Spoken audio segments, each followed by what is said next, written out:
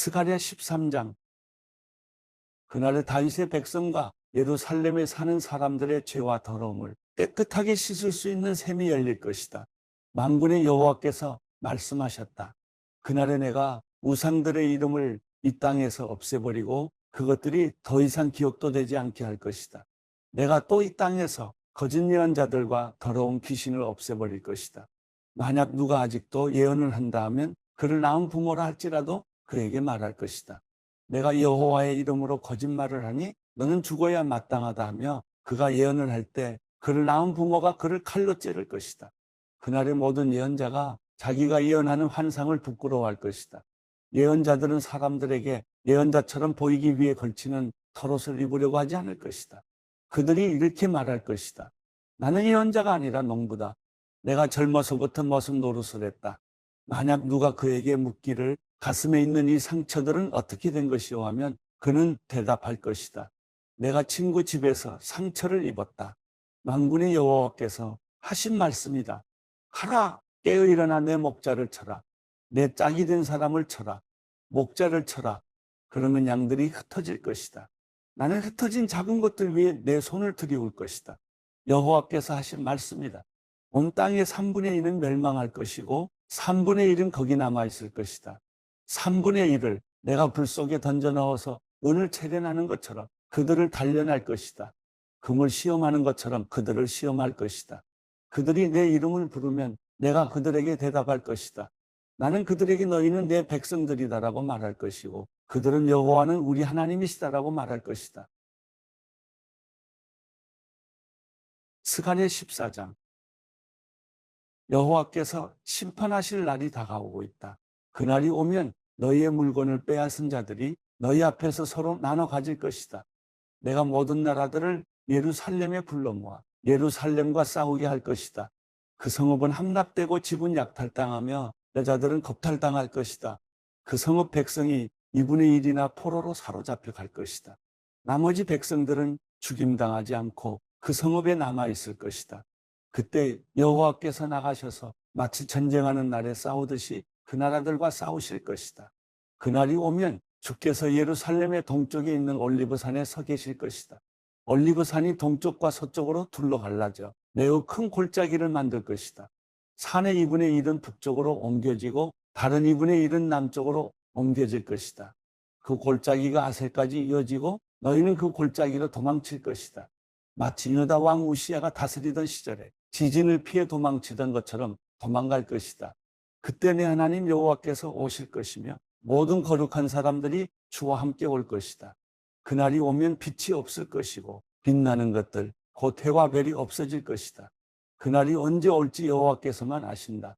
그날은 낮이 따로 없고 밤도 따로 없으나 언제나 밝고 저녁이 돼도 오히려 밝을 것이다.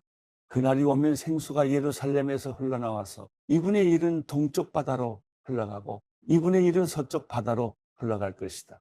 여름에도 흐르고 겨울에도 흐를 것이다. 그날이 오면 여호와께서 온 세상의 왕이 되시며 오직 여호와만 홀로 주가 되실 것이다.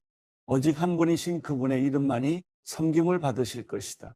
게바에서 예루살렘 남쪽 림몬까지 온 땅이 아라바처럼 평야가 될 것이다. 그러나 예루살렘은 높이 솟아있을 것이다. 베냐민 문에서 천문을 지나 모퉁이 문까지 이르고 또 하나님 탑에서 왕궁의 포도주 틀까지 그 자리에 남아있을 것이다. 그곳에 사람들이 살고 다시는 멸망하지 않을 것이다. 예루살렘은 안전할 것이다. 이것이 여호와께서 예루살렘을 치는 모든 민족들에게 내릴 재앙이다. 그들이 아직 두 발로 서서 살아있는 동안 살이 썩고 눈이 눈구멍 안에서 썩을 것이며 혀가 입 안에서 썩을 것이다. 그날이 오면 여호와께서 나라들 가운데 큰 혼란을 보내실 것인데 그들은 서로 손을 붙들고 자기들끼리 싸울 것이다. 유다도 예루살렘을 지키려고 싸울 것이며 예루살렘의 모든 이웃 나라들의 재물 곧 금과 은과 옷이 엄청나게 많이 쌓일 것이다. 이런 재난이 적의 진영에 있는 모든 동물들 곧 말과 노새와 낙타와 나귀에게 일어날 것이다. 그때 예루살렘을 치러 온 모든 나라들 가운데서 살아남은 사람들은 해마다 예루살렘으로 올라올 것이다. 그들은 거기서 만군의 여호와인 왕을 예배하고 초막절을 지낼 것이다. 이 땅의 어떤 백성이라도 예루살렘에 올라와서 만군의 여호와 되시는 왕을 예배하지 않으면 그들에게 비가 내리지 않을 것이다. 만약 이집트 백성이 올라오지 않으면 그들에게 비가 내리지 않아서 나일강이 마를 것이다. 초막절을 지내러 올라오지 않는 어느 나라 사람들에게든지 여호와께서 재앙으로 내리치실 것이다. 이집트 사람이든 어느 나라 사람이든 초막절을 지키러 올라오지 않는 모든 사람들이 받을 벌이다. 그날이 오면 말의 목에 달린 방울에까지 여호와께 거룩히 드려진 것이라는 글이 새겨질 것이고 여호와의 성전에 있는 솥들이 제단 앞에 대접같이 거룩하게 될 것이다. 예루살렘과 유다에 있는 모든 솥이 만군의 여호와께 거룩하게 바친 것이 돼 제사 드리러 온 사람들이 모두 이 솥을 가져다가 그 솥에 제물로 드릴 고기를 삶을 것이다. 그리고 그날이 오면 만군의 여호와의 성전에 다시는 가난한 사람이 없을 것이다. 로마서 14장. 여러분은 믿음이 약한 사람을 받아들이되 그의 견해를 논쟁거리로 삼지 마십시오. 어떤 사람은 모든 음식을 먹을 만한 믿음이 있으나 믿음이 연약한 사람은 채소만 먹습니다. 먹는 사람은 먹지 못하는 사람을 없이 여기지 말고 먹지 못하는 사람은 먹는 사람을 판단하지 마십시오. 이는 하나님께서 그 사람을 받으셨기 때문입니다. 여러분이 누구에게 남의 종을 판단합니까? 그의 속어 넘어지는 것이 자기 주인에게 달려 있습니다. 주께서 그를 세우실 수 있으니 그가 세움을 받을 것입니다. 어떤 사람은 이 날을 저 날보다 중요하게 생각하고 어떤 사람은 모든 날이 똑같다고 생각합니다. 각자 자기 마음의 확신을 가지십시오. 어떤 날을 중요하게 생각하는 사람은 주를 위해 중요하게 생각하고 먹는 사람도 주를 위해 먹으니 이는 그가 하나님께 감사하기 때문입니다. 먹지 않는 사람도 주를 위해 먹지 않고 하나님께 감사드립니다. 우리 중에 아무도 자기만을 위해 사는 사람이 없고 자기만을 위해 죽는 사람도 없습니다. 우리는 살아도 주를 위해 살고 죽어도 주를 위해 죽습니다. 그러므로 죽든지 살든지 우리는 주의 것입니다. 이를 위해 그리스도께서 죽었다가 다시 살아나셨으니 이는 죽은 사람과 산 사람의 주가 되시기 위함이었습니다. 그런데 그대는 왜 그대의 형제를 판단합니까? 왜 그대의 형제를 업신여깁니까? 우리가 모두 하나님의 심판대 앞에 설 텐데 말입니다. 기록되기를 주께서 말씀하시기를 내가 살아있으니 모든 무릎이 내 앞에 꿇을 것이요 모든 혀가 하나님께 찬양할 것이다 라고 했습니다. 이와 같이 우리가 각각 자기의 일을 하나님께 사실대로 말씀드릴 것입니다.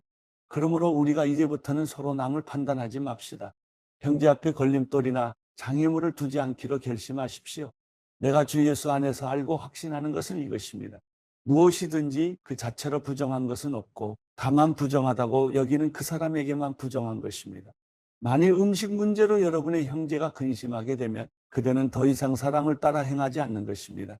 그리스도께서 위해 죽으신 그 형제를 음식 문제로 망하게 하지 마십시오. 그러므로 여러분의 선한 것이 비방을 받지 않도록 하십시오. 하나님의 나라는 먹고 마시는 것이 아니라 성령 안에서 의와 평강과 기쁨입니다. 그리스도를 이렇게 섬기는 사람은 하나님을 기쁘시게 하고 사람에게도 인정을 받습니다. 그러므로 화평을 이루고 서로 세워주는 일에 힘씁시다. 음식 문제로 인해 하나님의 일을 망치지 않도록 하십시오. 모든 것이 다 깨끗하나 다른 사람을 넘어지게 하면서 먹는 그 사람에게는 불결합니다. 고기도 먹지 않고 포도주도 마시지 않고 형제를 넘어지게 하는 어떤 일도 하지 않는 것이 좋습니다. 그대가 가지고 있는 믿음을 하나님 앞에서 스스로 견고히 지키십시오. 자신이 옳다고 생각하는 일을 하면서 스스로 자신을 정죄하지 않는 사람은 복이 있습니다. 그러나 의심하며 먹는 사람은 이미 정죄를 받았습니다. 이는 믿음에서 나온 것이 아니기 때문입니다. 믿음으로 하지 않는 것은 다 죄입니다.